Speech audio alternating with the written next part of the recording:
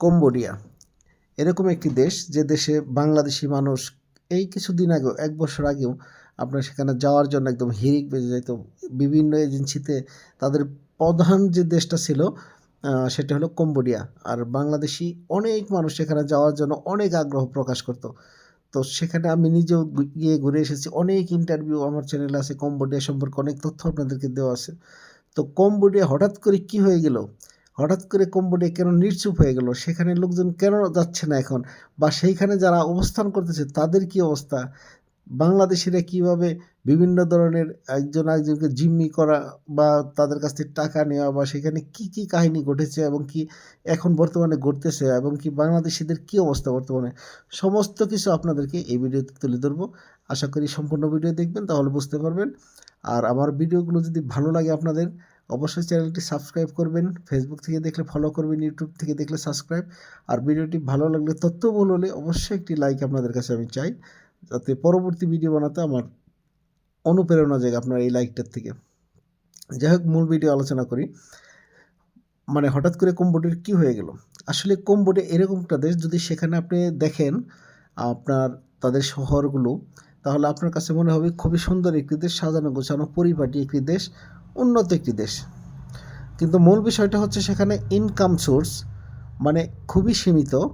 বিশেষ করে যেরকম ছিল, যেমন আপনার ওখানে অনেক ডেভেলপের কাজ চলতেছিল কনস্ট্রাকশন সেক্টরে, যেমন চাইনিজ কোম্পানিগুলো সেখানে ডেভেলপ করতেছিল বিভিন্ন মানে মার্কেট বলেন, আপনার হাউজিং বলেন, বা তাদের মানে এক কথায় ডেভেলপ করতেছিল আপনার কনস্ট্রাকশন সেক্টরে। তাদের কিছু ফ্যাক্টরি, তারপরে আপনার কিছু টুরিস্ট স্পট, তারপরে আপনার কিছু রেসিডেন্সি এরিয়া, এগুলা নতুন করে সাজাতে ছিল কম্বোডিয়া সরকার। সেখানে চাইনিজ কোম্পানিগুলো এই কাজগুলো নিয়েছিল। তো সেই সময় বাংলাদেশি কিছু এজেন্সি সেখানে লোক পাঠানো শুরু করে। মানে দেখা যায় কিছু কর্মক্ষেত্র সেখানে সৃষ্টি হয় আর কি। তো সেক্ষেত্রে অনেক বাংলাদেশি সেখানে যায়। যাওয়ার পরে ধরুন প্রাথমিক অবস্থায় কয়েক হাজার সেখানে গিয়েছে। যাওয়ার পরে তারা যখন দেখা গেছে যে কিছু টাকা ইনভেস্ট করে কিছু আপনার করছে, আর রেস্টুরেন্ট তারা কিছুই করছে, বা তারা কিছু অন্যান্য দোকানপাট সেখানেই করছে। তো সেখানেও কিছু শ্রমিকের প্রয়োজন হয়, বা কিছু আছে গার্মেন্টস ফ্যাক্টরি, হাতে গোনা ধরেন ৮-১০টা সর্বোচ্চ, বা কিছু জুতার ফ্যাক্টরি, এ ধরনের কিছু ছোটোখাটো ফ্যাক্টরি তারা সেখানে এক একটা মানে বিল্ডিং ভাড়া নিয়ে সেখানে এগুলো তৈরি করে। তো সেখানে কিছু কর্মক্ষেত্র সৃষ্টি হয়। তখন কি করে মানুষ বাংলাদেশ থেকে, যেহেতু কম্বোডিয়াতে ভিসা পাওয়া একদম ইজি ছিল, আপনার সেখানে অন অ্যারাইভাল ভিসা ছিল, তখন আরও কিছু সংখ্যক লোক বাংলাদেশ থেকে, বিভিন্ন লোক ওইখানে যারা অবস্থান করতেছে তারা নাই, তারা এজেন্সি ব্যবসার সাথে জড়িত হয় এবং বাংলাদেশি কিছু এজেন্সির সাথে তারা যোগাযোগ করে। তখন বাংলাদেশি এজেন্সিরা তো জানেনি, কোনো কিছু পাইলে একদম লুপে নেয়। একজনের ভ্যাকেন্সি থাকলে তারা ১০ জন, ১০০ জন, ১০ জন তখন ১০০ জন তারাই করে। তো এরকম করে বাংলাদেশে, ওই দেশের যে বাংলাদেশি যারা আছে তাদের সাথে লিয়াজো করে, তো সেখানে তাদেরকে অনারাইভাল ভিসাদের নেওয়া শুরু করলো। তো নেওয়ার পরে সেখানে তো আপনার কাজ দেওয়ার থেকে কী কাজ, যে কোনো নির্দিষ্ট কোনো কাজ দিয়ে এখান থেকে মূলত পাঠাইতো না বাংলাদেশ থেকে। সেখানে যাওয়ার পরে যে যেটা করতে চাইতো, যেমন কনস্ট্রাকশনে যাইতো, চায়নাদের আন্ডার চাকরি করতো। সেখানে কিছু ওই যে আগে যারা পুরান গেছে তারাও আছে, তাদের আন্ডার চাকরি করতো। তো মোটামুটি ভালোই চলতেছিল। ৩০-৪০ হাজার টাকা বেতন সেখানে পাইতেছিল। দোকানে বা রেস্টুরেন্টে, কিছু রেস্টুরেন্ট খুলছে বাংলাদেশি পুরান লোক তারা, অথবা গার্মেন্টস সেক্টরে সেখানে, অথবা জুতার ফ্যাক্টরিতে ২-৪টা হাতে গোনা যে ফ্যাক্টরিগুলো আছে সেখানে কিছু সংখ্যক লোক কাজ করতেছিল। তখন দেখা যাইতেছে এজেন্সিরা ওই ধরেন একটা গার্মেন্টসে কয়জন লোক থাকে, ৩০ জন ৪০ জন। তো এরকম করে ৩০ জন যখন পাঠাইছে, তখন তারা তাদের অর্ডারটা চেঞ্জ করলে এরকম, কম্বোডিয়াতে গার্মেন্টস সেক্টরে এত লোক ২০০ লোক নেওয়া হবে, কম্বোডিয়াতে কনস্ট্রাকশন সেক্টরে ১,০০০ লোক নেওয়া হবে। তো মানুষ তখন কম্বোডিয়া হঠাৎ করে নামটা আসলো, তো সবাই মানে এদেশে যাওয়ার জন্য, এবং কি যারা আছে ওইখানে তারা সবাই এজেন্ট হয়ে গেল। আর তারাও অনেক সুনাম গাইতে শুরু করলো। তো যাই হোক, কাজ টাজ পাওয়া যাইতেছিল প্রথম দিকটা। তারপরে অনেকে যখন সেখানে যাওয়া শুরু করলো, তখন দেখা যাইতেছে চাইনিজরা কাজ করাইতেছে প্রথম দিক দিয়ে ওকে ভালোই। তারপর দেখা যাচ্ছে তারাও একটু চিটিং করা শুরু করলো। তারা সেখানে বেতন টেতন দেওয়া মানে একটুই করে দিল। মানে অনেক সময় দেয়, অনেক সময় দেয়। অনেক বাংলাদেশি আছে যারা কাজ করে টাকা মেরে উধাও হয়ে যাইতেছিল। বিভিন্ন রেস্টুরেন্টের কথা বলে নিয়ে সেখানে দেখা যাইতেছে ১ মাস কাজ করে বা ২ মাস কাজ করে সেইখান থেকে লোক আউট করে দিয়ে আবার নতুন করে বাংলাদেশি যারা আছে এরা আবার রেস্টুরেন্টে লোক নিয়োগ দিল। মানে লোক যত নিবে ততই তো লাভ। লোক একেকজনের কাছ থেকে ৩-৪ লাখ ১ম দিক দিয়ে আরকি। সেটা পরবর্তীতে ৬-৭ লাখেও চলে গেছে। তো লোক নিয়ে আসলে এরকম। তো একজনকে যদি সে ৩ মাসে $২০০ করে $৪০০ বেতন দেয় বা $৩০০ করেই দেয়, দেন এত তো দেয় না, ২৫০ সর্বোচ্চ। তো দেওয়ার পর ২ মাস পর তাকে সেখান থেকে বের করে দেয়। কিন্তু দেখায় যে কনস্ট্রাকশন এই রেস্টুরেন্টে নিয়ে এসে কাজ করাইলাম। কারণ এখন পরবর্তীতে সে ওই ২ জন লোককে ওখানে ছাঁটাই করে আবার ২ জন সেখানে ঢুকাইলো। আবার নতুন করে ভ্যাকেন্সি দিল। তো এরকম করে একটা বিজনেসই তৈরি হয়ে গেল। আর ওই যে আগের যে লোকগুলা চাকরি হারাইলো, তারা হয়তো বসে খাওয়া শুরু করলো অথবা তারা ধান্দা করলো বাংলাদেশ থেকে অন্য লোক নেওয়ার জন্য, যে তারা ওখান থেকে দালালি ব্যবসা শুরু করলো। অথবা দেখা যায় কনস্ট্রাকশন সেক্টরে অনেকে ভালো মানুষ যারা তারা কাজ শুরু করলো। তো এইভাবে একটা সময় কনস্ট্রাকশন সেক্টরে আপনার কাজের চাহিদা কমে যায়। মানে যখন কাজ আছে আপনার ১০ জনের, তখন যদি ৫০ জন লোক সেখানে চলে যান, দেখা যায় গড়িমসি করে কোনোভাবে দেখা গেল যে ২-১ মাস চলল। তারপরে কিন্তু ভ্যাকেন্সি কাজের কমে যায়। কাজের চাহিদা লোক মানে বেশি, কাজের কম, তাই না? সুযোগ কম। তো সেক্ষেত্রে অনেক বেকার হয়ে গেল এখানে। তখন তারা সবাই দালালি ব্যবসা শুরু করল। বা গার্মেন্টস সেক্টরে ১-২ মাস কাজ করার পরে কাজ নাই। কনস্ট্রাকশন সেক্টরে ১ সপ্তাহ কাজ করে তো আরেক সপ্তাহ নাই। তো এরকম বা রেস্টুরেন্টে ২ মাস কাজ করার পর সেখান থেকে তারা আউট করে দেয়, বের করে দেয়। কোনো কন্ট্রাক্ট নাই তো, কোনো চুক্তিপত্র নাই তো, কোনো ওয়ার্ক পারমিট নিয়ে তো সেখানে যাওয়া হয় না। সেখানে টুরিস্ট ভিসায় যেয়ে কনভার্ট করতে হয় ভিসাকে। সেটা আপনি ই ভিসা বা টি ভিসা যেকোনোভাবেই যান। যাওয়ার পর ২ টাকাই ই ভিসাতে আপনি ওখানে থেকে আপনি কনভার্ট করতে পারবেন স্বল্প টাকায়। সেটা এজেন্ট ফি অনেক বেশি। আবার দেখা যায় যে টি ভিসায় ঢুকলেন, আপনি কম টাকায় ঢুকলেন, কিন্তু ওইখানে যাওয়ার পরে আবার ১-১.৫ লাখ টাকা লাগবে আপনার আ যে ওয়ার্ক পারমিট বা একটা লং টার্ম ভিসা করার জন্য। তো সেক্ষেত্রে আপনার দেখা যায় ঘুরে ফিরে একই রকম। তখন কম্বোডিয়া এয়ারপোর্ট এরা দেখলো যে প্রচুর বাংলাদেশি এভাবে আসতেছে, এদেরকে কিছু রিফিউজ করলো। যখন রিফিউজ করলো মানে বাংলাদেশে পাঠাই দিল, তারা ঢুকতে দিল না। তখন দালালরা কী করলো জানেন? কম্বোডিয়ান যে ইমিগ্রেশন লোক আছে তাদের সাথে লিঙ্ক করলো। অনেকে ওখানে কম্বোডিয়ানকে বিয়ে করছে তার বউর মাধ্যমে বা অন্য কোনো মাধ্যমে বা যেকোনো ওয়েতে একটা লিঙ্ক তৈরি হলো। তখন বাংলাদেশিরা কম্বোডিয়ানদের টাকা ছিনাইলো। ১ম দিক দিয়ে ধরুন ৳৫০০ ইমিগ্রেশন অফিসারদেরকে দিয়ে পার করতো লোক। তো যারা টাকা দিত তাদের লোক পার হইতো, যারা দিত না তাদের পার হইতো না। এরপরে যাইয়া মনে করেন সেটা ১,০০০ হয়ে গেল। কারণ তারা কম্বোডিয়ানের টাকা খাওয়া বুইঝা গেছে। ১,০০০ হয়ে গেল। তারপরে ধরুন ২,০০০ হয়ে গেল। তারপরে ধরুন ৩,০০০ হয়ে গেল। প্রায় ৩,০০০ই লাস্টের দিকে প্রায় ৩,০০০ হয়ে গেছিল। তো অনেক দিন চলেছে আপনার ১৮০০ থেকে ২২০০, ২৩০০, ২৫০০ এরকমভাবে। যে একটা লোক না হলে ঢুকতে দেয় না। অরিজিনাল যারা টুরিস্ট তাদেরকে হয়রানি করতো যে কিছু টাকা খাওয়া যায় কিনা। যখন দেখতো যে না এটা অরিজিনাল টুরিস্ট, টাকা খাওয়ার কোনো অপশন নাই, তখন ছেড়ে দিত। যেমন আমাকে ছেড়ে দিছে এরকম অনেকেই। তো এখন বিষয় হলো আরেকটা বড় যে বিষয়টা আপনারা ভাবতেছেন সেটা কেন বলতাছি না। সেটা নিয়ে একটু বিশদভাবে আলোচনা করব সেজন্য বলি নাই। ক্লিয়ার করার জন্য শর্টকাটে না বলে। সেটা হলো ক্যাসিনো। সেখানে ক্যাসিনো কেমন? চাইনিজ কিছু কোম্পানিকে, যেমন কম্বোডিয়া, তারা ওইখানে টুরিস্ট বেড়ানোর জন্য বা ওই দেশে বিভিন্ন দেশ লোকজনকে বিজনেস করার সুযোগ দিল যে তাদের অর্থনীতিটা গ্রো করার জন্য। হ্যাঁ, তাদের অর্থনীতি অনেক গ্রো হচ্ছিল। এত লোক ওইখানে যাওয়ার পরে এই যে বাংলাদেশের লোক একেকজনের $৫,০০০-৬,০০০ করে সেখানে যাইতো দিয়ে আরকি এজেন্সি ফি ধরেন। তো সেইখানে তাদের দেশে ওই টাকাটা তো ঢুকতো। তাই না? আমি ধরেন নিলাম একজন লোককে $৫,০০০-৬,০০০। তো ওই ডলারটা তো আমি ওই দেশে নিতেছি। তখন ওই দেশে আমি একটা প্রতিষ্ঠান করতেছি। ওই দেশের গ্রো করতেছি ইকোনমি অন্যান্যভাবে নানা ক্ষেত্রেই।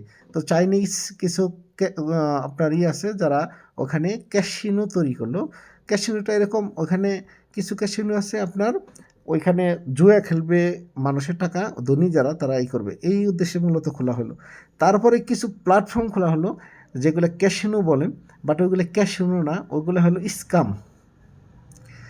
ওইখানে বসে সারা পৃথিবীর বিভিন্ন জায়গায় লিঙ্ক পাঠায় এরা বিভিন্নভাবে মানুষকে প্রলুব্ধ করে। ওইখানে কিছু প্রত্যেকটা প্রশ্নের উত্তর আপনি যেমন সেট আপ করা আছে, যেমন কেমন আছেন এটার মানে হাউ আর ইউ আপনাকে একজন বললো, আপনি বলবেন ভালো আছি, তাই না?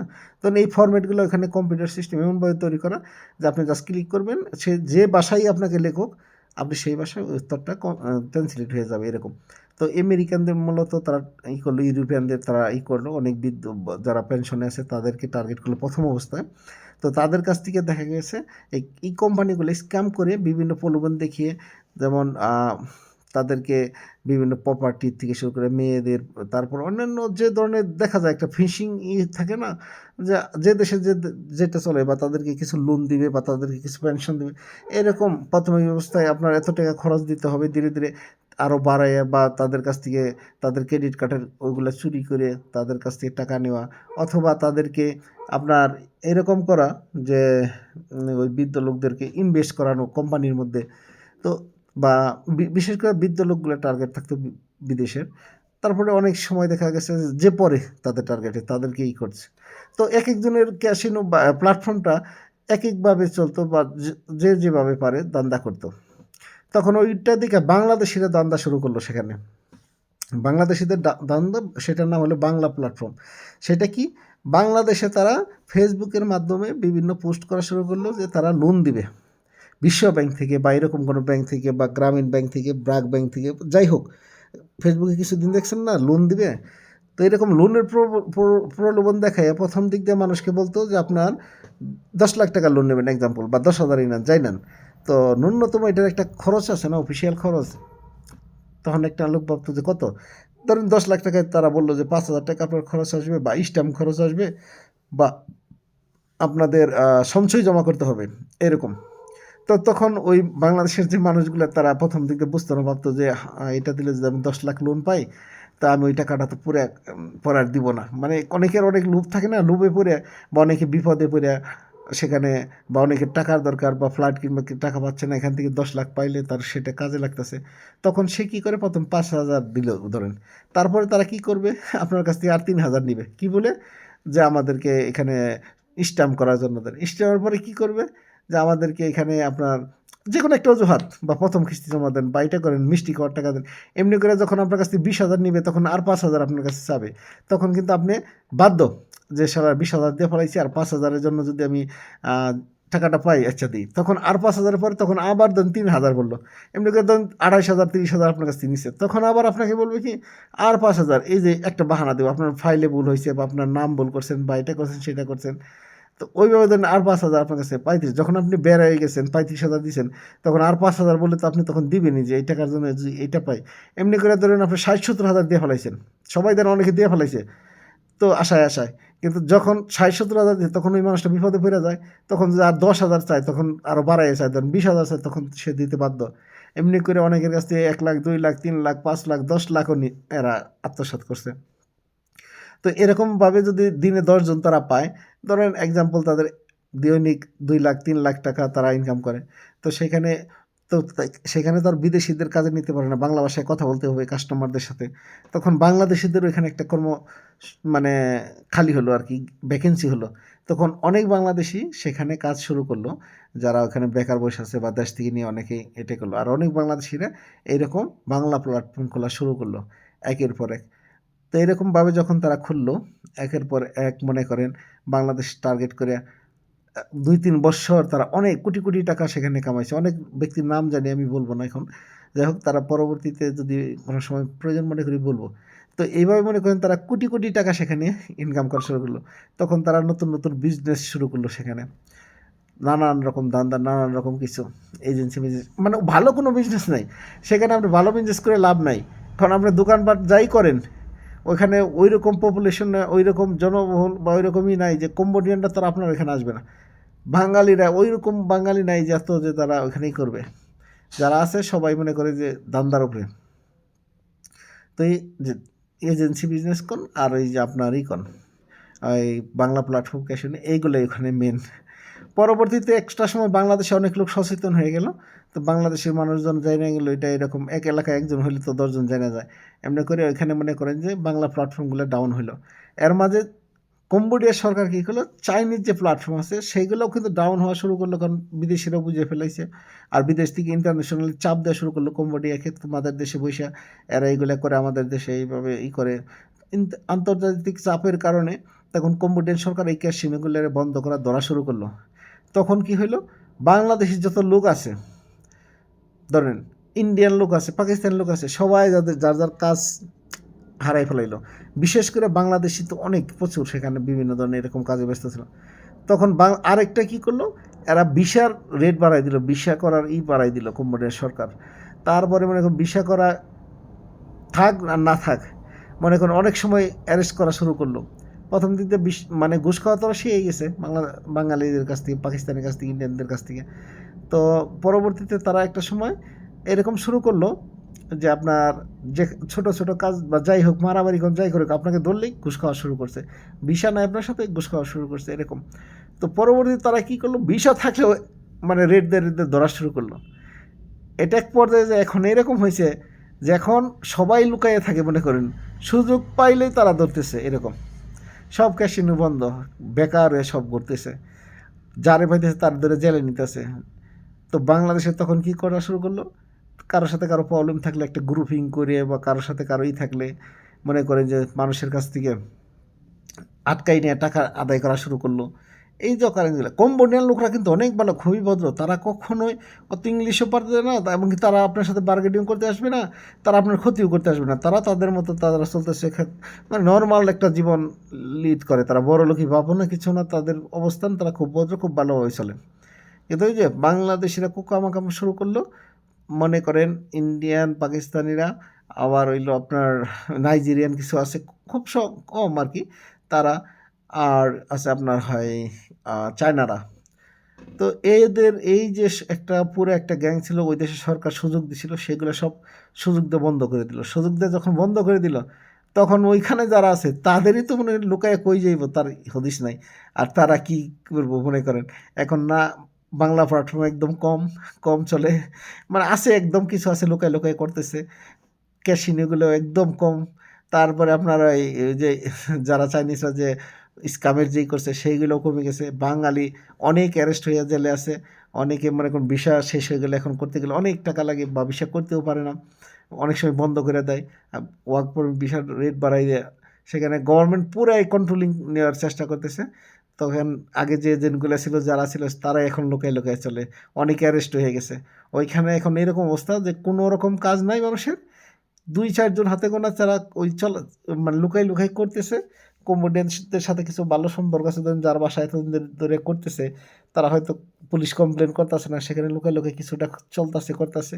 অথবা বিভিন্ন রকম অপরাধ জগতে, নেশার থেকে শুরু করে বিভিন্ন ধরনের অপরাধ জগতে বাংলাদেশ এসে সেখানে জড়াইয়ে পড়তেছে একের পর এক। আর তো মনে করেন অনেক অ্যারেস্ট হইতেছে, জেল, কোনো কর্মসংস্থান কিচ্ছু নাই। চাইনিজদের কাজও কমে গেছে, সেখানে চাইনিজদের ওইখানে কনস্ট্রাকশন সাইটেও একদিন কাজ থাকলে ৫ দিন থাকে না, ঠিকমতো বেতন পায় না। সব কিছু মিলে এইরকম একটা অবস্থা। আর এটার জন্য দায়ী কি আসলে, বাংলাদেশিদের ক্ষেত্রে আমি বলবো, বিদেশিটা আমি বাদ দিলাম, বাংলাদেশের ক্ষেত্রে আসলে দায়ী মূলত মেন হলো এজেন্ট। ১০টা যদি ওখানে ভ্যাকেন্সি তৈরি হয়ে থাকে, তারা লোক পাঠাইছে ১০,০০০, তো তখন কাজ থাকবে কিভাবে? আর ওইখানে যারা আছে বিপদে পড়ছে, তারা যায় তখন সেই টাকাটা ওঠানোর চেষ্টা করছে তারা দালালি করে। আর যখন একটা করছে, কিছু টাকা পাইছে, তখন তাদের মধ্যে লোভ আইসা গেছে, তখন তারা আরও লোক ঢুকাইছে।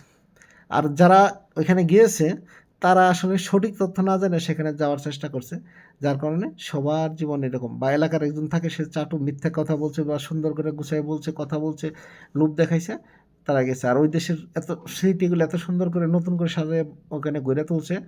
ওইখানে নমপেন, রিভার সাইড বা অন্যান্য যেখানে যান, স্যানরেম, যেখানে আপনি যাবেন, সুন্দর একটা শহর। ওই দেশের ওই ভিডিওগুলো দেখলে মনে হয় যে একটা ইউরোপ, সাজানো গোছানো ইউরোপের মতো দেখতে সব কিছুই। তো সেইগুলো দেখে, সেই ভিডিও ছবি দেখে সব আকৃষ্ট হইয়া সবাই সেখানে যাওয়ার জন্য করছে।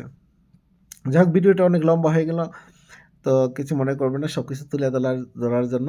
আশা করি বুঝতে পারছেন। তারপরে যদি কোনো কোয়েশ্চেন থাকে আমাকে কমেন্ট করেন, আমি চেষ্টা করবো আপনাদেরকে সঠিক তথ্য দিয়ে উপকৃত করার জন্য। ভালো থাকবেন সবাই, আল্লাহ হাফেজ।